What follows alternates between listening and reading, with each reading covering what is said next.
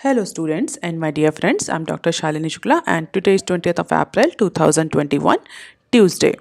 Inspiration of the day is growth is never by mere chance, it is the result of forces working together. In today's discussion, we are going to cover these articles. Let's start with article number 1 that is given on page number 6 of today's newspaper. A first for India, IEX states cross border trade in electricity. The first time in India, the Indian Energy Exchange has started its cross border electricity trade, that is CBET, on its power trading platform. And this exchange platform will help the India to expand its power market beyond the domestic territory of India. So it is the first time in India that India has started selling their electricity into the or beyond to the boundaries of Indian territory. So the company said it will lead towards building an integrated South Asian regional power market. Year 2018 में union ministry of power ने कुछ guidelines issue करी थी electricity के import और export को लेकर के। बेसिकली ऐसे कंट्रीज़ जहाँ पर इंडिया इलेक्ट्रिसिटी या तो एक्सपोर्ट कर सकता है या ऐसे नेबरिंग कंट्रीज़ जहाँ पर इलेक्ट्रिसिटी जनरेशन ज़्यादा होता है because of the number of dams और major availability of the water resources. तो ऐसे कंट्री से इलेक्ट्रिसिटी को इंपोर्ट करने के लिए 2018 में यूनियन मिनिस्ट्री ऑफ पावर ने कुछ गाइडलाइंस इशू करी थी। It provided a policy framework for formation of CBET. Now the question arises, what is CBET? The full form of CBET is cross border electricity trade. It is basically the government designated nodal agency. Nodal agency है for CBET NTPC Vidyut Vyapar निगम। तो NTPC की एक fully own, जिसे आप कह सकते हैं fully own trading arm है, that is NTPC Vidyut Vyapar Nigam and it is a government designated nodal agency for CBET। तो ये क्वेश्चन, ये न्यूज़ बहुत इंपॉर्टेंट है फॉर अपकमिंग एग्जाम, जिसमें प्रॉबेबली ये पूछा जा सकता है what is the full form of CBET, what is the mandate of CBET, to which company government has assigned the status or nodal agency status for CBET. So NTPC Vidyut Vyapar Nigam, in short we call it NVVN.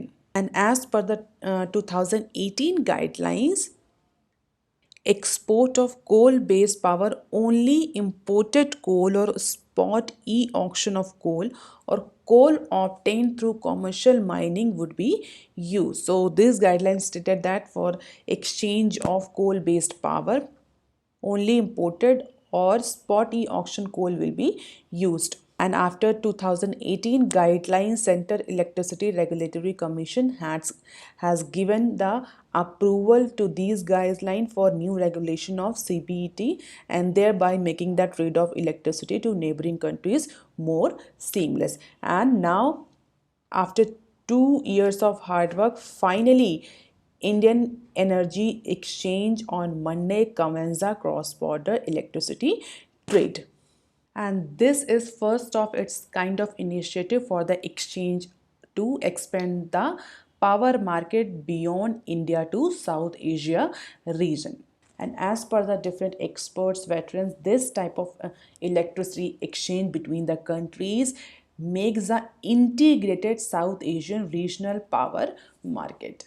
अगर हम बात करें कि India के आसपास के maximum किस किस कंट्री से इंपोर्ट करता है इलेक्ट्रिसिटी को और किन किन कंट्रीज़ को एक्चुअली एक्सपोर्ट करता है electricity, so India has been procuring the hydro power from the Bhutan and it is also supplying the electricity to Bangladesh and Nepal.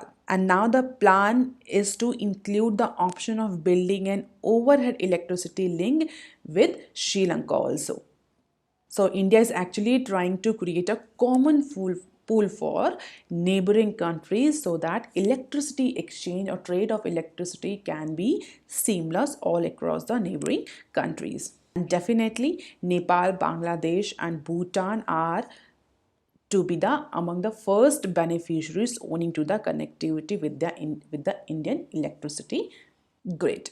अगर हम इंडिया की बात करें मिनिस्ट्री ऑफ पावर की, बात करें तो they have very ambitious programme to make India as a regional power grid, और उसमें म्यांमार, भूटान, बांग्लादेश, नेपाल, श्रीलंका, आसपास के जितने भी कंट्रीज़ हैं वहाँ तक इलेक्ट्रिसिटी सप्लाई करने का एम्बिशन है इंडिया का, और India wants to develop itself into the regional power grid that will supply electricity to all neighboring countries. तो फिलहाल 2018 से ये प्रोसेस इनिशिएट हम ये कह सकते हैं स्पीड अप हुआ है। 2018 में यूनियन मिनिस्ट्री ने गाइडलाइंस इशू की। 2019 में सेंट्रल इलेक्ट्रिसिटी रेगुलेटरी कमीशन ने अप्रूवल दिया new guidelines for CBET, and in March 2021 Cabinet of Economic Affair has also given the approval to the guidelines or CBET rules issued by Central Electricity and Authority.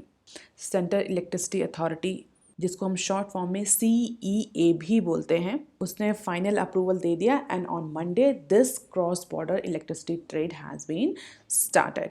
अगर हम international relation की बात करें तो cross border energy trade is one of the key component of India's Asia focus neighbourhood first policy. तो India जो neighbour first policy adopt कर रहा है उसका की कॉम्पोनेंट है क्रॉस बॉर्डर इलेक्ट्रिसिटी ट्रेड। और अगर प्रेजेंट स्टेटस की बात करें तो currently cross border trade with neighbouring countries for India stand about 18 billion units, and that is also conducted through the medium of long term bilateral contracts.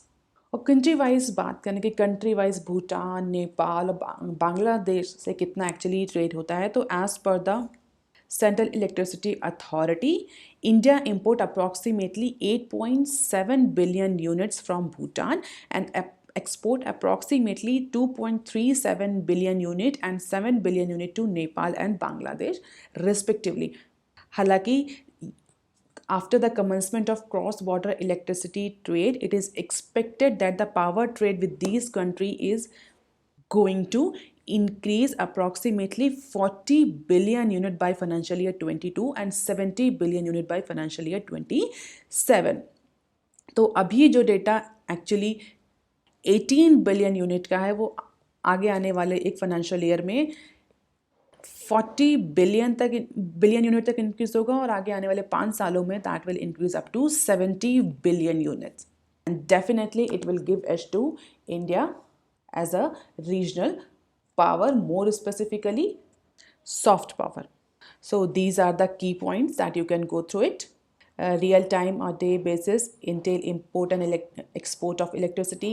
Currently 18 billion units trade conducted, and it is expected to increase up to 40 billion unit, and after 5 years it is expected to increase by 70 billion unit. अब देख लेते हैं article number 2 that is given on page number 6। RBI form 6 member review panel for ARCs। तो जो asset reconstruction companies हैं उनके framework को review करने के लिए, उनके स्ट्रक्चरल रिफॉर्म्स के लिए रिजर्व बैंक ऑफ इंडिया ने 6 मेंबर का एक पैनल कॉन्स्टिट्यूट किया है। That particular panel will be headed by Sudarshan Sen, that is a former executive director, and this panel will be responsible to carry out the comprehensive review of the working of asset reconstruction company, जिनको हम short form में ARCs बोलते हैं। And number of time we have discussed what is the actual functions of these ARCs. ARCs क्या करती हैं? They buy the bad loans or bad assets from the banks and try to recover or sell that loans and try to recover the maximum they can recover. तो कई बार हम ARCs का function और banks का क्या relation है वो discuss कर चुके हैं। इसमें कई सारे इश्यूज़ भी हैं जो हमने डिस्कस किए हैं कि कई बार जो एक्सपर्ट्स हैं, डिफरेंट बैंकिंग इंस्टीट्यूशंस हैं, वो डिमांड करते हैं कि गवर्नमेंट को असेट रिकंस्ट्रक्शन कंपनी फॉर्मुलेट करनी चाहिए, गवर्नमेंट ओन्ड एक असेट रिकंस्ट्रक्शन कंपनी होनी चाहिए, क्योंकि बेसिकली जो असेट रिकंस्ट्रक्शन कंपनीज़ हैं अगर हम देखें तो वो प्राइवेट ओन्ड कंपनीज़ हैं। असेट रिकंस्ट्रक्शन कंपनीज़ को बैड बैंक्स भी बोला जाता है, तो शॉर्ट फॉर्म में इनको हम बैड बैंक्स भी बोलते हैं। और नाम से पता चला है these bad banks what they do, they actually reconstruct the assets of bank. और बैंक के कौन से बैड बैंक्स के कौन से बैड लोन्स होते हैं? ऐसे लोन्स, ऐसे असेट्स बैंक के जो कि इनकम जनरेट नहीं कर रहे हैं या जो लोन वापस नहीं हो रहे, डिफ़ॉल्ट हो गए हैं, नॉन परफॉर्मिंग असेट्स में कन्वर्ट हो गए हैं, ऐसे असेट्स को एआरसीज खरीद लेती हैं ऑन अ नेगोशिएशन बेसिस कि अगर 100 करोड़ का असेट है, 100 करोड़ का लोन है, तो ARCs will buy on 70 crore, 80 crore. And after buying the bad loans from bank, they try to recover maximum amount from the borrower, either by selling those assets into the open market by e-auction or by other mean. और जितना ज़्यादा वो recover कर पाएंगी वही margin उनका profit होता है. सिंपल उनका फंडा ऐसे ऐसे ही काम करते हैं. 100 रुपये का असेट खरीदा, बैंक्स के लिए तो पूरे 100 रुपये बेकार हो गए, चले गए लोन में. तो बैंक क्या करते हैं, अगर 100 रुपये के लोन के बदले उन्हें 80 रुपये मिल रहे हैं तो एटलीस्ट उनकी बुक इंप्रूव हो जाती है, उनका कैपिटलाइजेशन हुआ था, they can actually land 80 rupees. तो बैंक्स जो होते हैं वो 100 रुपये के असेट्स को 80 या 90 रुपीज़ में एआरसीज को बेच देते हैं. एआरसीज को पता होता है कि एक्चुअली 100 रुपये का असेट है बट उन्हें 90 रुपये में मिला है, तो they try to recover maximum. जब वो 95 रुपये, 96 रुपये रिकवर करते हैं तो जो 6 रुपये 5 रुपये का मार्जिन आता है वही प्रॉफिट होता है एआरसीज का. मैंने आपको बहुत सिंपल तरीके से समझाया है, but it is not as simple as it looks. तो इन्हीं एआरसीज के वर्किंग पैटर्न को, इनके कॉम्प्रिहेंसिव रिव्यू करने के लिए आरबीआई ने एक 6 मेंबर का पैनल कॉन्स्टिट्यूट किया है. और अगर मदर मेंबर्स की बात करें तो अदर वेटरन्स इसमें है, जैसे कि एग्जीक्यूटिव डायरेक्टर आईसीआईसीआई के, deputy manager, former deputy manager, managing director SBI के, professor of economist at MDI Gurgaon, Ernst and Young के जो पार्टनर हैं, apart from one chartered accountant. तो बहुत सारे वेटरन्स या ये कह सकते हैं एक्सपर्ट्स को मिला करके ये कमेटी कॉन्स्टिट्यूट करी गई है. And this particular committee will submit its report within 3 months from the date of its first meeting. तो जो भी लीगल एंड रेगुलेटरी फ्रेमवर्क जो भी एआरसीज पर एप्लीकेबल होता है उसको एक्चुअली ये पैनल रिव्यू करेगा, क्योंकि बहुत सारे लीगल हर्डल्स आते हैं. सरफासाई एक्ट के बारे में आपने सुना होगा. Actually this SARFAESI act guides these ARCs and this exchange of bad loans between banks and ARCs. तो बहुत सारे लीगल एंड रेगुलेटरी फ्रेमवर्क जो एप्लीकेबल हैं ARCs पर उनकी स्टडी करेंगे. And after that this panel will give the recommendation that how the government can change these legal and regulatory framework in order to increase the efficiency of these ARC. Now the question arises, why RBI is so much working on these ARCs?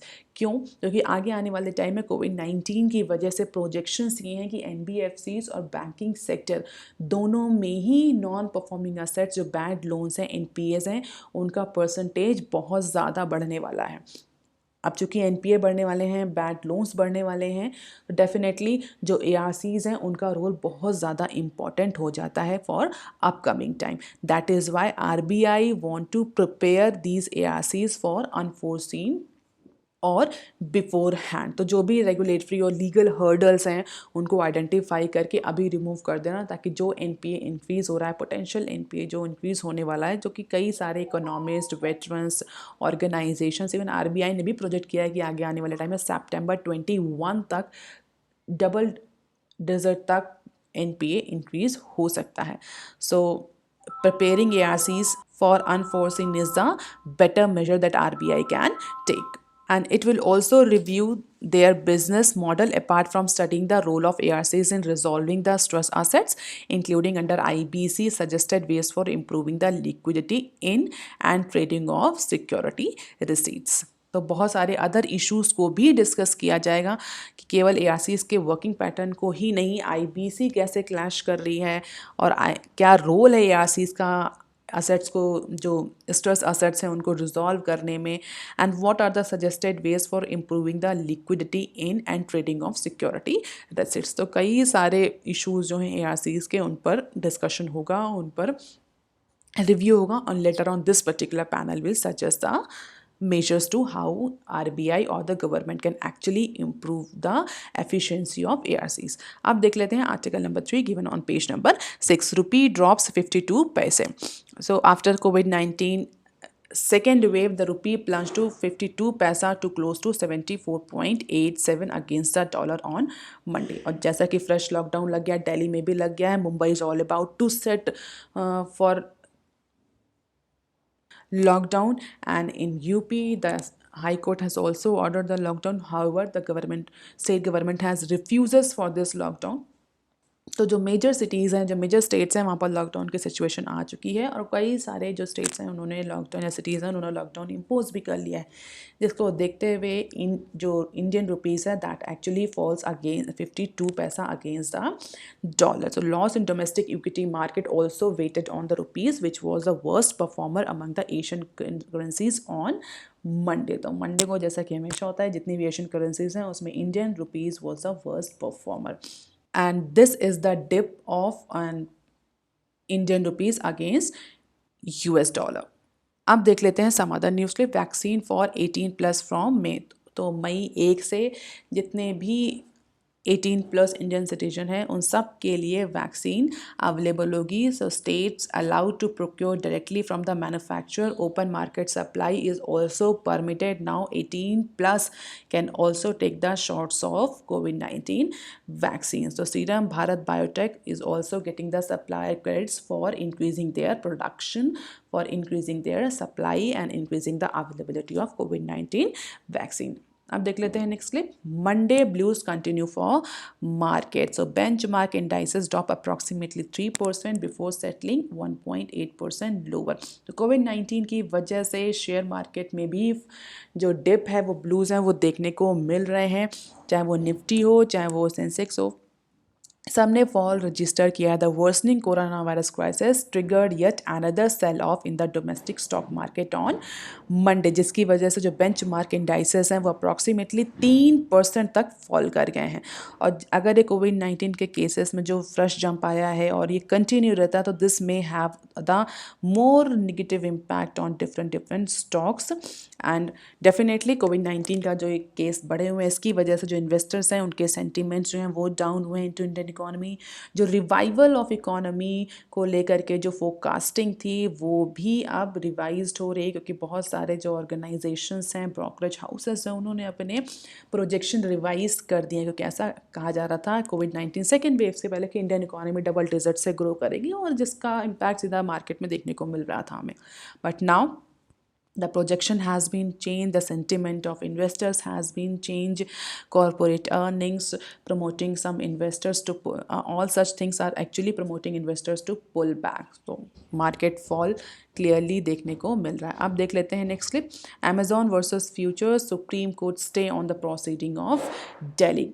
A day after lenders to future retail approve a debt recast plan extending the repayment of its loan up to by 2 years, the Supreme Court on Monday stated the all proceedings pending before the Delhi High Courts in Amazon versus Future case. Case क्या है हम सभी को पता है. जो future group ने अपने कुछ जो बिजनेस हैं, एसेट्स हैं, जो रिलायंस रिटेल को सेल कर दिए हैं, उसको लेकर के अमेजोन ने केस फाइल किया था. अमेजोन ने कहा था कि फ्यूचर और रिलायंस की जो ये डील है that is anti competitive and Amazon has a full right to not support or go against this deal. So the matter will be next heard on Monday 4 on Supreme Court. तो इसमें पहले तो Amazon Singapore tribunal के पास गया, वहाँ से order लिया, तो सिंगापुर ट्रिब्यूनल के ऑर्डर को दिल्ली हाई कोर्ट ने जो था वो स्टे बैक कर दिया. दिल्ली हाई कोर्ट के ऑर्डर को अब सुप्रीम कोर्ट ने होल्ड कर दिया है, स्टे कर दिया है. लेट्स सी कि ये एक्चुअल जो फ्यूचर की और रिलायंस की डील है ये हो भी पाती है या नहीं हो पाती है. फिलहाल के लिए जो हाई कोर्ट के ऑर्डर्स, जो दिल्ली हाई कोर्ट का ऑर्डर था उसको सुप्रीम कोर्ट ने स्टे कर दिया. अब देख लेते हैं next clip. 1 million credit card details likely leaked in Domino's data hack. So Domino's India data that include the sensitive customer information such as their names, phone numbers, credit card details has allegedly been breached and put on sale on the dark web as per the different information sources. A tweet by Israel based co-founder and chief technology officer of cybercrime intelligence firm Hudson Rock and Elon Gale. The data is worth 13 terabytes. तो Israel के जो intelligence agency है उसने खबर दी कि जो India के जो कस्टमर्स हैं डोमिनोज के, उनमें अप्रॉक्सीमेटली 1 मिलियन जो कस्टमर्स हैं उनकी sensitive information including there credit card details has also been disclosed on dark web. Dark web पे इसको डिस्क्लोज कर दिया गया है, ऑन सेल किया गया है, जो अप्रॉक्सीमेटली 13 टेराबाइट्स का डेटा है. So it's a very sensitive information and it can definitely affects the economic well-being of Indian customer. Data security के साथ हमेशा से यही इशू रहता है. कई बार हमें सुनने को मिलता है कि इस पर्टिकुलर कंपनी का डेटा लीक हो गया, इस पर्टिकुलर कंपनी का डेटा लीक हो गया. और जनरली जो डेटा लीक होता है वो डार्क वेब पर ही डेटा लीक होता है. आज आप मुझे कमेंट सेक्शन में लिखकर बताएंगे what is actually dark web. Dark web होता क्या है. और अगर इस डेटा की बात करें, ये तो डेटा बहुत ज़्यादा हाई प्राइस पे सेल हो रहा है. Approximately $5 million is being asked for such data. तो अप्रॉक्सीमेटली $5 million की डिमांड हो रही है फॉर दिस डेटा, और डार्क वेब पे ईजिली अवेलेबल है जो डोमिनोज के जो इंडियन कस्टमर्स हैं उनका data, as per the reporting of Israel. And definitely after this info, the Indian CERT-in, that is Government Computer Agency Response Team, has also came into action. Now they are going to probe the dominoes. So that's all for today, students. If you want lecture PDF, you can join my Telegram channel. You can also follow me on Twitter, ResearchGate, and on Facebook. And if you have any query and suggestion, please write on comment section below. Like, share, and subscribe. Thank you.